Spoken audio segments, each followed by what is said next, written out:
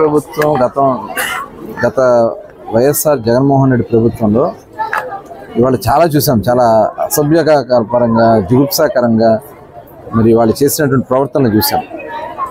మరి ఒక కేసులో అప్పుడే పైకి వస్తున్నటువంటి ఒక ఫిలిం స్టార్ని కాదాంబరిని ఆవిడని తీసుకొచ్చి రకరకాలుగా హింసించారని చెప్పి పేపర్స్లో చూస్తూ ఉంటే చాలా బాధ అనిపిస్తూ ఉంది. రాష్ట్ర పరువుని ఇంత దిగజార్చారు. నేషనల్ లెవెల్లో ఆల్రెడీ అన్ని రకాలుగా కూడా దిగజారు. చివరికి దీంట్లో కూడా దిగజార్చినటువంటి పరిస్థితి చూసాం. దాని మీద పూర్తి స్థాయిలో ఎంక్వైరీ జరుగుతోంది. దాని మీద డీటెయిల్గా వాళ్ళంతా కూడా వర్కౌట్ చేస్తున్నారు.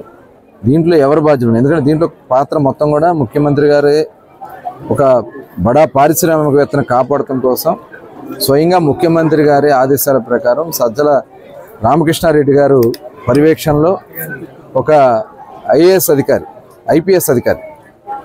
ఐపీఎస్ అధికారి ఇష్టారాజ్యంగా మరి చేసి వాళ్ళని హింసించారని చెప్పి న్యూస్ పేపర్లో వాళ్ళు ఇచ్చినటువంటి సంభాషణ కూడా చూడడం జరిగింది. ఇది చాలా దురదృష్టకరం.